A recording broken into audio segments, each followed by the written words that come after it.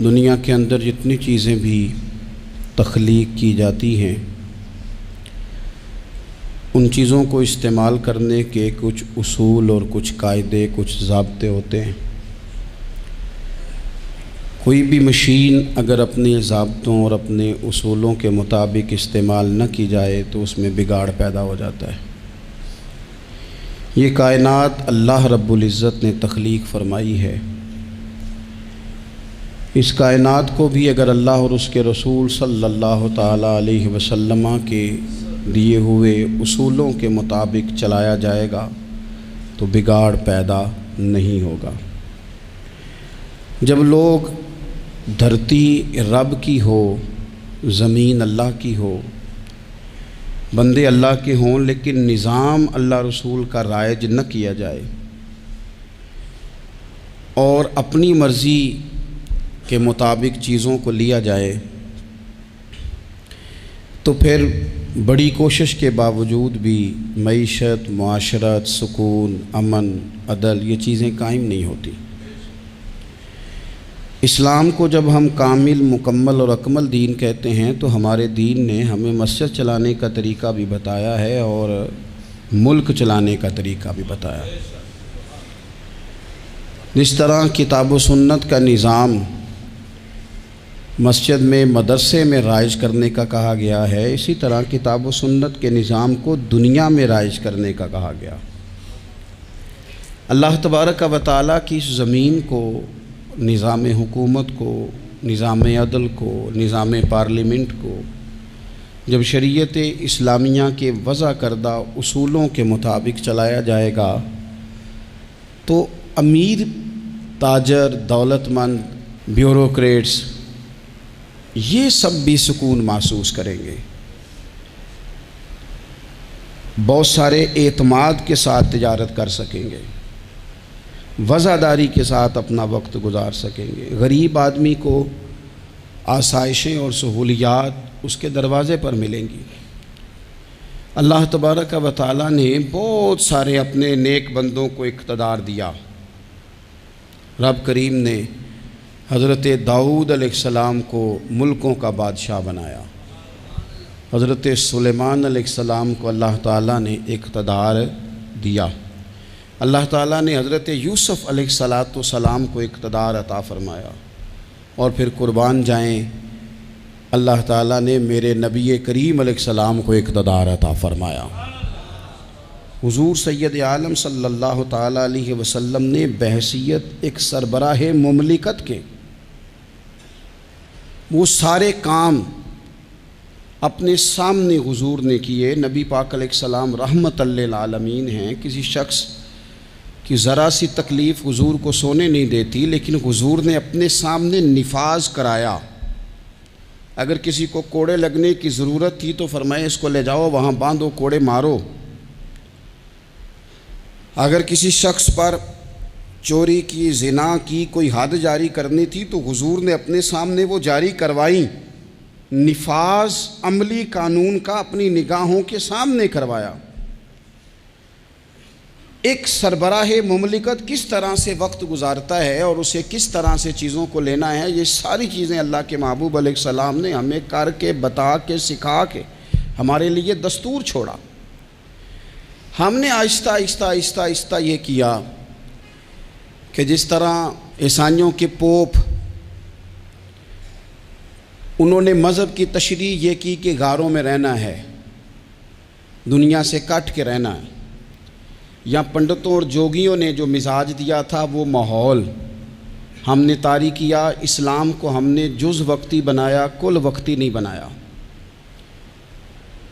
मस्जिद में आ गए तो वज़ू कर लिया, टोपी पहन ली, नज़र झुका ली, तस्बीह पकड़ ली, कहा मैं मस्जिद में हूँ, मैं झूठ नहीं बोल रहा, मैं मस्जिद में हूँ, मैं गलत बात नहीं कर रहा, मैं मस्जिद में हूँ, मैं बददियानती नहीं कर रहा। ओ खुदा के बंदे, जो रब जिस तरह मस्जिद में देखता है मस्जिद के बाहर भी उसी तरह ही देखता है। उसे ना ऊँग आती है ना नींद आती है। तुम्हें हम पहलू नेक होने का कहा गया। इस्लाम ने अपने मानने वालों को जो जज्बात दिए, मैं आपको बड़ी ज़िम्मेदारी से कहता हूँ, एहसास हो के बात करता हूँ कि मसाजिद में, मदारस में जब कोई सियासी बात की जाती है तो वाकई बाज़ लोगों को ठीक नहीं लगता।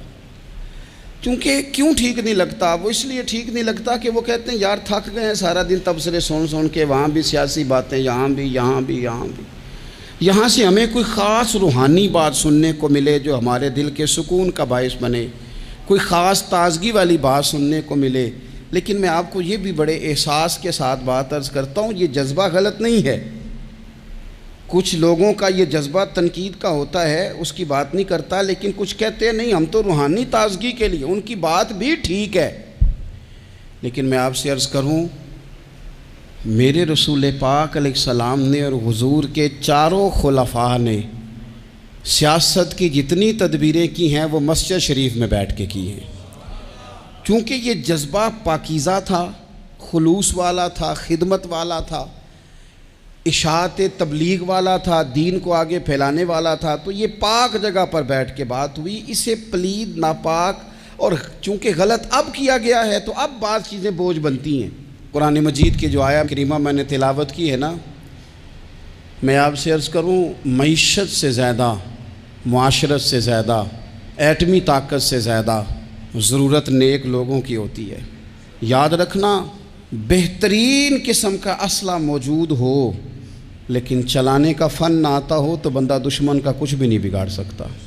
इंसान के पास बेहतरीन गाड़ी मौजूद हो लेकिन उसे चलानी ना आती हो तो उसके लिए सफ़र कभी भी मुकम्मल नहीं होता। हमारे पास सारा कुछ है, दयानतदार लोगों की कमी है। लोग कहते हैं मईशत का कुछ करो, मुआशरत का कुछ करो, तो ये कुरान देखें अल्लाह का क्या फरमाता है। रब का कुरान कहता है अल्लज़ीना इम्मक्कन्नाहुम फिल अर्द, कुछ लोग वो हैं कि अगर अल्लाह उन्हें ज़मीन में इख्तदार अता करे वो क्या करेंगे, अकामुस्सलाता व आतवुज़्ज़कात, वो नमाज कायम करेंगे, ज़कात अदा करेंगे, व अमरु बिल मारूफ़, वो नेकी का हुक्म देंगे, व नहू अनिल मुनकर, वो बुरी बातों से मना करेंगे, वलिल्लाहि आकिबतुल उमूर, और हर काम को अल्लाह ही की तरफ लौट जाना है, सब कामों का अंजाम अल्लाह की तरफ होना है। उन लोगों को रब अगर इख्तदार दे, ज़रूरत बंदों की ज़्यादा है कि बंदे दयानतदार मिले। ये वो लोग नहीं होते कि इन्हें माल मिल जाए तो ये अयाश हो जाते हैं, बल्कि इन्हें माल के ख़जानों की कुंजियाँ मिलें तो ये रब की गरीब मखलूक के लिए दरवाज़े खोल देते हैं। ये नमाज़ों का ख्याल करते हैं, ये दीन का इबलाग करते हैं। बैठे थे हुजूर के सहाबा हज़रत उमर के गिर्द, दोस्त यार, पुराने बातें हो रही थी, तो हज़रत उमर कहने लगे दौरे खिलाफत चल रहा है जनाब उमर का, मैं कह चुका हूँ कि हमें ज़रूरत मुत्तकी परहेज़गार लोगों की टीम की है। उन लोगों की ज़रूरत है जिनके दिल में दर्द हो, जो तकवे वाले हों, जो मखलूक खुदा के बारे में गुंजाइश रखते हों। हज़रत उमर के गिर्द दोस्त आप बैठे हैं, तो हज़रत उमर कहने लगे चलो अपनी अपनी कोई ख्वाहिश ही बताओ। तो चूँकि हालात बड़े ख़राब थे, कहत का दौर था, बाज़ जगहों पे गरीबों को बड़ी मुश्किल थी, तो सब लोगों ने सदक़ात और खैरात की ही बात की। एक साहब कहने लगे मेरा दिल करता है कि ज़मीन गल्ले और अनाज से भर जाए सारी और मैं अल्लाह की मखलूक में बाँट दूँ। तो दूसरे ने कहा मेरा दिल करता है सोने चांदी से ज़मीन भरे और मैं रब की मखलूक पर तकसीम कर दूँ। एक तीसरे सहाबी भी फरमाने लगे मेरा दिल करता है सोने चांदी से नहीं, हीरे जवाहरात से ये ज़मीन भरे और मैं अल्लाह की मखलूक में बाँट दूँ। सब अल्लाह की मखलूक पर करम करने की, रहम करने की, तकसीम करने की बात कर रहे थे। तो फिर बोल के कहने लगे उमर आप भी तो बताएं ना, आपकी भी तो कोई ख्वाहिश होगी ना। तो हज़रत उमर देर तक खामोश रहे, फिर ठंडी आह भरी, फरमाने लगे मेरा दिल करता है ये ज़मीन हज़रत माद बिन जबल जैसे लोगों से भर जाए। मेरा दिल करता है ये ज़मीन हज़रत हुज़ाफ़ा बिन यमान जैसे लोगों से भर जाए। मेरा दिल करता है ये ज़मीन हज़रत अबू उबैदा बिन जर्राह जैसे लोगों से भर जाए। ये ज़मीन इन लोगों से भर जाए और मैं फिर इन सब लोगों को साथ मिला के ज़मीन पे रब की इताअत का चलन आम कर दूँ, लोगों को रब रसूल का फरमा बरदार बना दिया जाए। खैर वाले लोगों से ज़मीन भरे, मेरी ख्वाहिश ये है। जब खैर वाले लोगों से ज़मीन भर जाती है फिर मईशत भी ठीक हो जाती है, मुआशरत भी ठीक हो जाती है। दिफाई महाज पर भी लोग कामयाब हो जाते हैं, तालीम और सेहत के शोबों में भी मजबूती आती है। शर्त यह है, तुमने पूछी है इमामत की हकीकत मुझसे, खुदा तुझे मेरी तरह साहिब असरार करे, है वही तेरे ज़माने का इमाम बरहक जो तुझे हाजिर व मौजूद से बेजार करे और मौत की शक्ल में दिखला के तुझे रुखे यार ज़िंदगी तेरे लिए और भी दुश्वार करे। वो लोग जो मजबूती लाएं मुआशरे में, जिनका हिल्म, बुर्दबारी, तकवा, ये चीज़ें मजबूती। हमारे यहाँ कोई मनसूबा बंदी नहीं। जिन बेचारों के कशकोल कल फैले थे उनके आज भी फैले। किसी भी इशारे पर 2 मिनट के लिए ब्रेक लगती है तो 4-4 भिखारी आपकी गाड़ी का शीशा बजाते हैं। अब बाज़ इशारों पर, टूल प्लाज़ों पर लिख के लगा दिया गया है ये पेशावर भिखारी हैं, इनको खैरात ना दें। लेकिन मेरा सवाल ये है कि उन सारे भिखारियों को एक जगह पे खड़ा करके पूछना किसने है कि तुम भीख क्यों मांग रहे हो? उनके घरों तक उनके साथ किसने जाना है? कौन आदमी है जो जाके उनसे कहेगा कि जनाब तुम क्यों खैरात के लिए खड़े हो, तुम्हारी मजबूरी क्या है? क्या रियासत की, हुकूमत की, ताजर की, मालदार की, तगड़े आदमी की ये ड्यूटी नहीं? उन तक रसाई किसने हासिल करनी है? वो बेवा जो पिछले साल दरवाजे पे ज़कात लेने आई थी वो इस साल भी आई है। वो खातून जिसे पिछले साल आटे का थैला दिया था वो इस साल भी आई है। वो खातून जो पिछले साल 4 बच्चों को साथ लेकर के छोटों को आई थी वो आज भी उसी तरह कशकोले तलब दराज किए हुए है। और हज़रत उमर क्या फरमाते हैं? सैयदना फ़ारूक आज़म रदी अल्लाह ताला अन्हु इरशाद फरमाते हैं, इसको इमाम बहकी ने और इमाम सुयूती ने नकल किया है।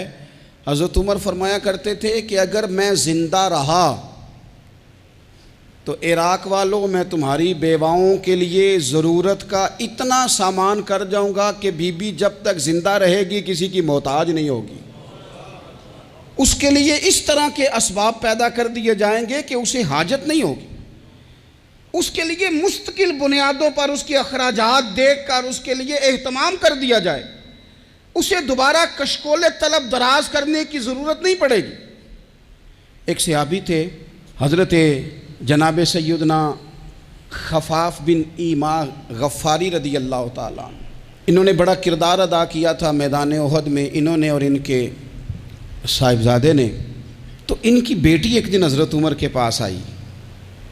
अब वो बेटी ब्याह के जा चुकी थी, उसकी शादी हो गई थी। हज़रत खफाफ बिन ईमा रदी अल्लाह ताला अन्हु की साहिबजादी अपने ससुराल चली गई थी, वहाँ उसका खामद इंतकाल कर गया। वो खातून वापस आ गई, वो हज़रत उमर से मिली, बेवा औरत। उस बेवा खातून ने आके, यहाँ तो मेरे भाई वो फ़ौजी बेचारे जिनकी बीवियाँ, जिनको एक तकरीब में तो खूब एवार्ड देने के लिए बुलाया जाता है।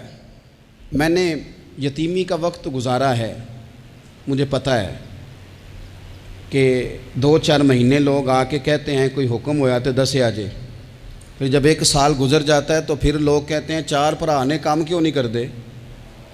तो ऐसे तो नहीं ना कि अब्बा ऐसे ही चला गया था, बड़ा कुछ दे के गया है, किधर है फलानी चीज़। लोगों का नज़रिया थोड़े अरसे के बाद और हो जाता है। आपने बड़े बड़े शुहदा के घरों में एवार्ड तो दिए, क्या कभी आपने पलट कर दोबारा गौर किया कि उनके बच्चे कहाँ हैं, उनकी बेवा किस हाल में है? वो ज़माने की तेज़ धूप और तेज़ आंधी का मुकाबला कैसे कर रहे हैं? बग़ैर बाप के जो इंसान को खुले आसमान तले वक्त गुजारना पड़ता है वो कितना को मुश्किल होता है। वो किस तरह टाइम गुजार रहे हैं ये कभी सोचा लोगों ने? यहाँ तो निरंगी सियासत दौरान तो देखिए मंजिल उन्हें मिली है जो शरीके सफ़र न थे, जो निकले ही नहीं थे वो मंजिल तक पहुँच गए, और जिन्होंने जवानियाँ गुजार दी वो रास्ते में रह गए। हज़रत खिफ़ाफ़ बिन ईमा की साहिबजादी बेवा होके आ गई, बच्चे साथ थे। सरे राह जनाब उमर से मिली और मिल के कहने लगी, हुजूर मैं उस सहाबी की बेटी हूँ जिन्होंने ओहद वाले दिन अपने बेटे के साथ मिल के मुआसरा किया था। बच्चे मेरे यतीम हो गए हैं, मैं बेवा हूँ। हज़रत फ़ारूक आज़म रदी अल्लाह ताला अन्हु ने फ़हरिस्त नहीं मांगी, ख़र्चे की डिटेल नहीं मांगी, तुम आना फ़लाने से मिलना, परसों 9 बजे आ जाना दफ्तर, ये कोई बात नहीं की। हज़रत उमर गौर से खड़े उस बेटी की बात सुनी, छम छम सैयदना फारूक की आंखों से आंसू गिरे, दौड़ के घर गए, एक ऊंट निकाला, वहाँ से माले गनीमत का माल के भर के 2 बोरियां, और बोरियों में क्या था? चांदी भी थी, नकदी पैसे भी थे, कुछ ज़रूरत का सामान भी था, गल्ला भी था। 2 बोरियां भर के ऊंट पे रख के खुद लगाम उस बेटी के हाथ में थमा के का पुत्र सामान भी तेरा है, ऊंट भी तेरा है, और ये ना समझना यही कुछ तुझे दिया है, जब ये ख़त्म होगा तो रब तेरे लिए और बंदोबस्त फरमाएगा। क्या माना? कि ड्यूटियां लगा दी गई हैं, हमें पता है ये सामान कब तक ख़त्म हो जाएगा, पैसे कब तक ख़त्म हो जाएंगे, तेरे लिए मैंने नए हुक्म भी जारी कर दिए हैं। एक शख्स ने कहा, हुजूर एक बेवा को आपने कुछ ज़्यादा ही नहीं दे दिया? यहाँ लोग सियासी तकसीम नहीं करते, थोड़ा काम वाले को दे दो, थोड़ा चौकीदार को दे दो, थोड़ा गली मोहल्ले में दे दो, थोड़ा रिश्तेदारों में दे दो, सब हमारे एहसान के नीचे रहेंगे। कहा एक ही खातून को आपने इतना नहीं दे दिया? तो हज़रत उमर नाराज़ हो गए, फरमाने लगे, तुझे तेरी मार होए, मेरी नज़रों में आज भी वो जलवा मौजूद है जब इसका बाप और भाई मैदान उहद में काफिरों के खिलाफ लड़ाई कर रहे थे, आज तक मेरी नज़र में मौजूद है। तू कहता है मैंने ज़्यादा दे दिया। औलाद किसे नहीं प्यारी होती? बच्चों को देख देख के बंदा कलेजा ठंडा करता है, औलाद को देख देख के आंखों को सुकून होता है, इंसान की तबीयत शाश बशाश होती है। हज़रत उमर वजीफ़ा लगाने लगे तो हुजूर के घर में खिदमत करने वाले हज़रत उसामा बिन ज़ैद का वजीफ़ा डबल लगाया और अपने बेटे अब्दुल्ला इब्न उमर का वजीफ़ा सिंगल लगाया। तो हज़रत उसामा बिन ज़ैद कहने लगे, अब्बा जी मैंने तो हिजरत भी की, जिहाद भी किया, उसामा तो उन दिनों बच्चे थे। तो हज़रत सैयदना उमर फ़ारूक जवाब में कहने लगे, पुत्र उसामा के वालिद ज़ैद ने भी हुजूर के घर में नौकरी की, उसामा भी नौकरी कर रहा है। हज़रत उमर की शान क्या है ज़माना जानता है, पर फिर भी हज़रत उमर फरमाने लगे, तूने अपने बाप के साथ हिजरत की, फरमाया उनकी खिदमत ज़्यादा है हुजूर के घर में, लिहाजा उनका वजीफ़ा भी ज़्यादा लगाया जाएगा। हमारे यहाँ हम ना मेरिट करना चाहते हैं, पर दूसरों के लिए, अपने ऊपर किसी मेरिट को हम काबिल कबूल बिल्कुल नहीं। यानी मैं सौदा खालस लेना चाहता हूँ दुकान से, तो आप बताएं, आप जो सौदा बेचते हैं वो खालस ही बेचते हैं? आपको तो खालिस चाहिए, लेकिन आप भी तो कुछ ना कुछ बेचते हैं, आपका खालिस है। अगर आप खालिस बेच रहे हैं तो इंशाल्लाह मिलेगा भी खालिस। चादरें आई थी माले गनीमत में, ढेर सारी चादरें, ढेर सारी। हज़रत उमर ने सहाबाए किराम अलैहिम रिदवान की अज़वाज पर, सहाबियात पर वो चादरें तकसीम कर दी। एक चादर बड़ी खूबसूरत निकली अंदर से, तो सब कहने लगे, हुजूर ये ना खातून अव्वल के लिए सूट करेगी, आपकी अहलिया के लिए सूट करेगी, कभी आप घर ले जाएं ना, ये सबसे बेहतर है। तो ये हज़रत उमर की बालग नज़री है। वो क्या बंदा हुआ जिसकी हर जगह नज़र ही ना हो? हज़रत सैयदना उमर फ़ारूक रज़ी अल्लाह तआला अन्हु कहा, जनाब ये चादर बड़ी हसीन है, आपके घर वालों पे जचेगी। तो हज़रत उमर फरमाने लगे, नहीं, एक सहाबिया हैं हज़रत उम्मे सुलैत रज़ी अल्लाह तआला अन्हा, उन्हें बुलाओ, ये चादर उन्हें दूंगा। हुजूर उस खातून को ये चादर देने की वजह भी तो बयान करें। तो हज़रत उमर फरमाने लगे, जब ओहद में ढेर सारे लोग ज़ख्मी हो गए थे और भगदड़ मच गई थी और हालात ख़राब हो गए थे, तो फरमाया मैंने अपनी आँखों से देखा कि उस एमरजेंसी की हालत में भी जनाब उम्मे सुलैत मिशकीज़ा पकड़ पकड़ के ज़ख्मियों को पानी पिला रही थी। उस खातून की खिदमात हैं उम्मत के लिए, उसने ड्यूटी की है सहाबा के लिए, लिहाजा उस औरत का ज़्यादा हक बनता है कि उसको ये एजाज़ दिया जाए। मेरिट की बुनियाद पर तकसीम होगी, रिश्तेदारी की बुनियाद पर, ताल्लुक़ की बुनियाद पर नहीं होगी। इसका हक ज़्यादा बनता है, इसका दर्जा ज़्यादा बनता है, खिदमात ज़्यादा हैं, इसने अपनी ड्यूटी ज़्यादा अच्छे तरीके से सर अंजाम दी है।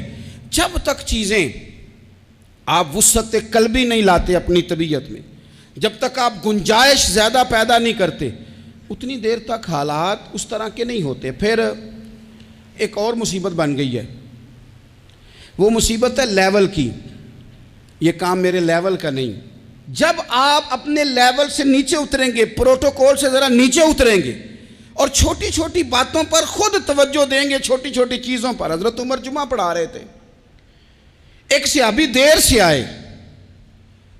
अब ये नमाज का पूछना, जुम्मे का पूछना, मतलब हुक्मरान साहब तो ऊपर लेवल के हैं, वो तो पूछेंगे कि जनाब मेरे साथ तो आप कौमी सतह का बंदा बिठाएं, ये वाली बातें।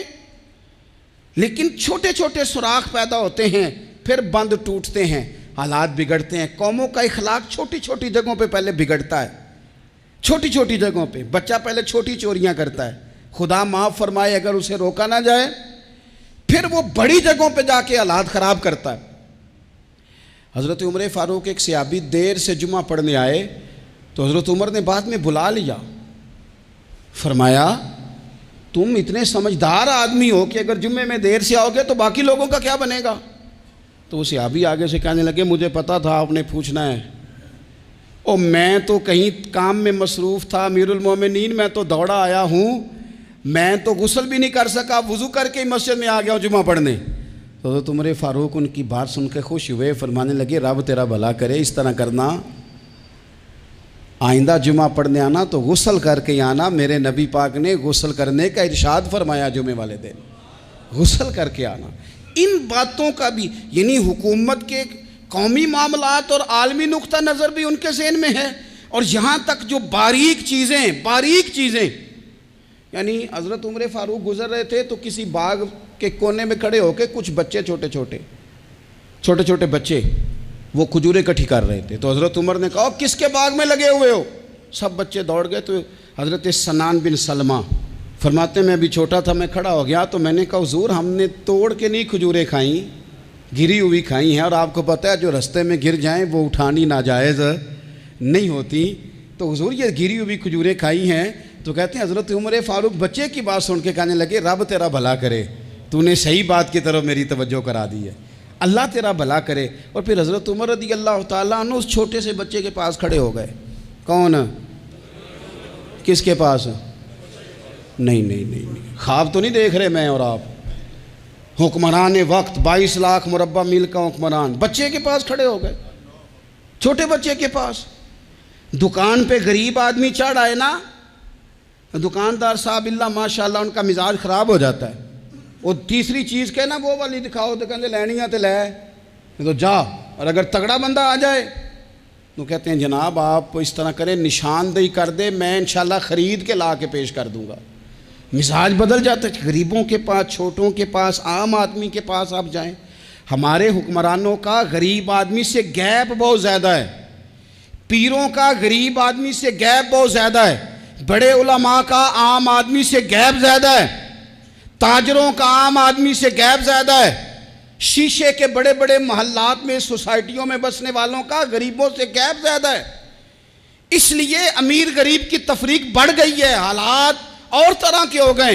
बाज़ गुरबा अमीरों से नफरत करने लग गए। हमारी शादी ब्याह तकरीबात अफ्तारियाँ, उनमें हम अपने लेवल के लोग बुलाते हैं जिनसे हमें कारोबारी ज़रूरियात वाबस्ता होती हैं। हमने इस तरह का माहौल बनाया, उसका नुकसान ये हुआ है कि मुआशरे में कई किस्म की सोचें पनपने लगी हैं, वसवसे गालिब आने लगे।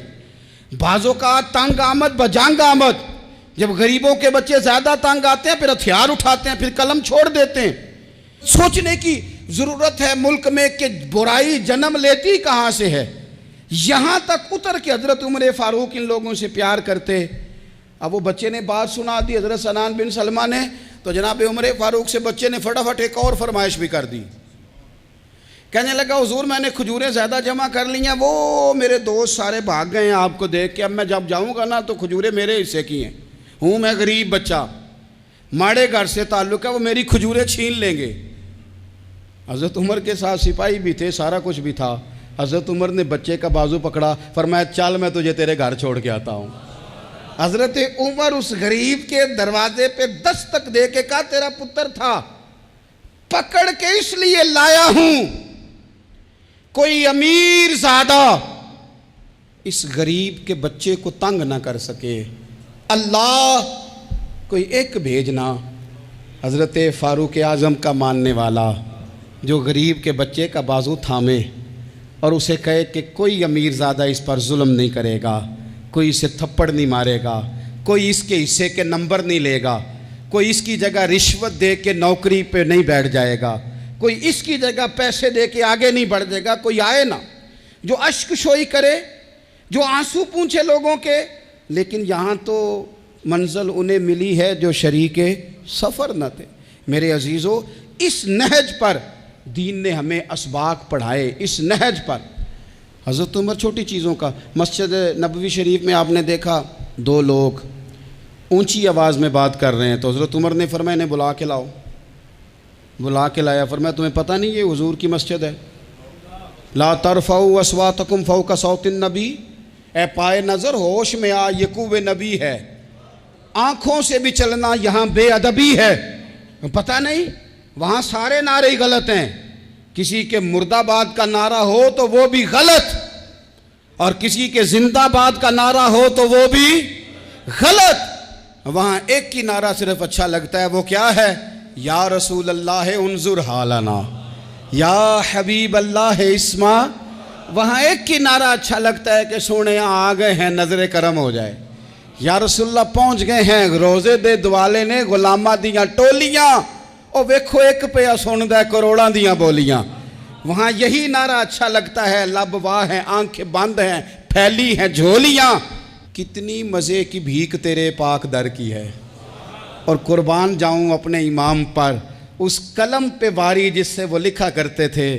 कहने लगे काबे का नाम तक न लिया, तैबा ही कहा। पूछा जो था किसी ने कि अजीमत किधर की है, उनके तुफैल हज भी खुदा ने करा दिए, वरना असले मुराद हाज़री तो उस पाक दर की है।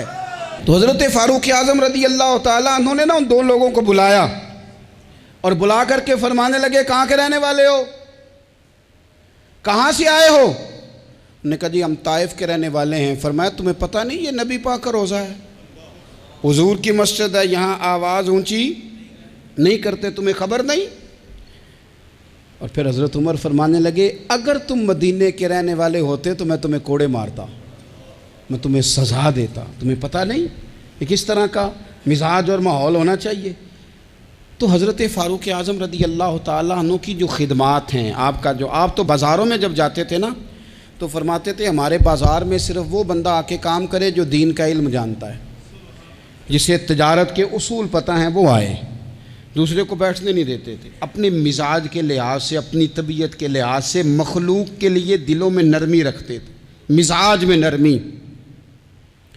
एक बात आपने कई दफ़ा सुनी होगी, मेरा बड़ा दिल करता है फिर से उसको दोहराऊं। मैंने उसे सैकड़ों बार पढ़ा है।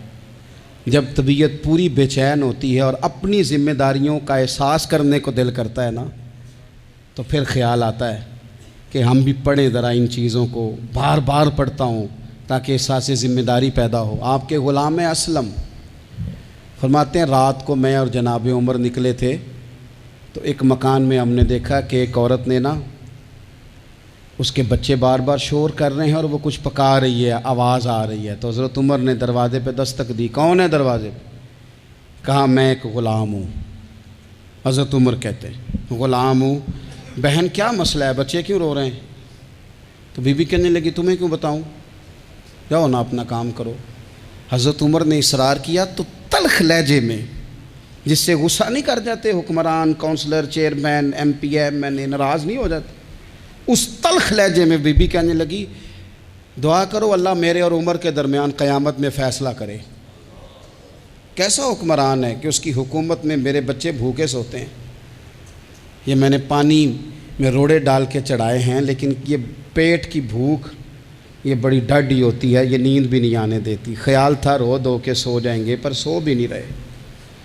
हज़रत फ़ारूक आज़म दौड़े गए, घर से सामान, अनाज, गल्ला कंधे पे रखा। खादिम कहते मैंने कहा कि मुझे दे दें। फरमाने लगे चल तू वादा करना क़यामत में भी मेरे बोझ उठाएगा। कहा हुजूर नहीं, वो तो मेरे बस की बात नहीं। फरमाया फिर मुझे करने दे। दौड़े आए, उस खातून के दरवाज़े पर ला के वो चीज़ें रखी। का बहन अगर तू पर्दा कर ले तो ये ग़ुलाम ना आज खाना पका दे तेरे बच्चों को। फिर वो घी चढ़ा के, चीनी डाल के, कुछ सामान पकता था वो खाना पकाया। ग़ुलाम कहते हैं जब फूंके मारते थे तो दाढ़ी से धुआं निकलता था, आग जलाते थे धुआं निकलता, फिर खाना पकाया, फिर उन बच्चों को खिलाया। फिर हज़रत उमर फ़ारूक रदी अल्लाह ताला अन्हु ना थोड़े पीछे बैठ गए, तो बच्चों के साथ इस तरह की बातें करने लगे कि वो हंस पड़े।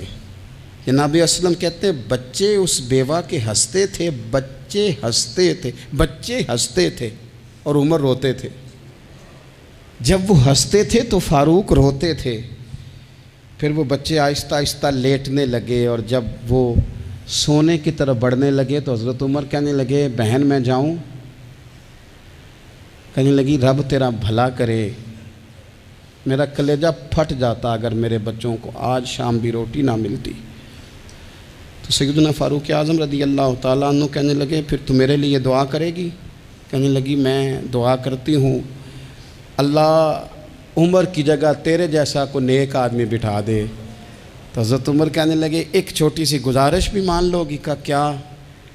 फरमाने लगे, कोई ये मेरी खिदमत अगर पसंद आई है तो उमर को माफ़ नहीं कर देती?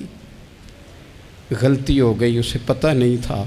अपने मुंह से कहने लगे सियाना भी नहीं, बाशऊर भी नहीं, उसे चाहिए था खिलाफत की जिम्मेदारियां ना लेता। लेकिन हज़रत सिद्दीक़ ने कहा तो वो मान गया, लेकिन बहन मैं उसे जानता हूँ, बुज़दिल बड़ा है, कमज़ोर बड़ा है, ज़ईफ़ बड़ा है। अगर तू क़यामत में उसकी शिकायत लगाएगी तो बड़ा कमज़ोर पड़ जाएगा, उसके लिए मुश्किल हो जाएगा। तो कहने लगी, अच्छा अगर तू इतनी सिफारिश करता है तो जा, मैंने उमर को माफ़ किया। हज़रत फ़ारूक आज़म ने चेहरे से कपड़ा हटाया तो बीबी कहने लगी, ओहो आप उमर हैं? तो आप फरमाने लगे, मैं जो भी हूँ तू वादा कर चुकी है कि तूने उमर को माफ़ किया।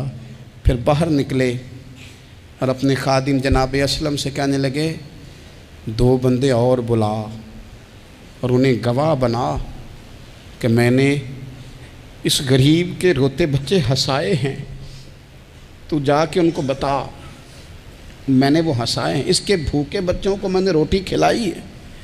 और तू गवाह हो जा कि इस बीबी ने खुद कहा है बग़ैर जबर के, मेरी गुजारिश पे कहा है कि मैंने उमर को माफ़ की। क्यों ना हम भी अपनी अपनी ज़िम्मेदारियों का एहसास कर लें, क्यों ना हम भी जहाँ जहाँ हमारी ड्यूटी है हम भी वहाँ गौर कर लें। कहीं ऐसा तो नहीं कि हम भी कमज़ोर पड़ गए हैं, ज़िम्मेदारी तो ले ली है पर अब हम अदा नहीं कर पा रहे, वरना वहाँ से मुआफ़ी ले लें। अल्लाह ताला सैयदना फ़ारूक आज़म का फैज़ान अता करे। आखिर दावा या अनिल हम्दुलिल्लाह।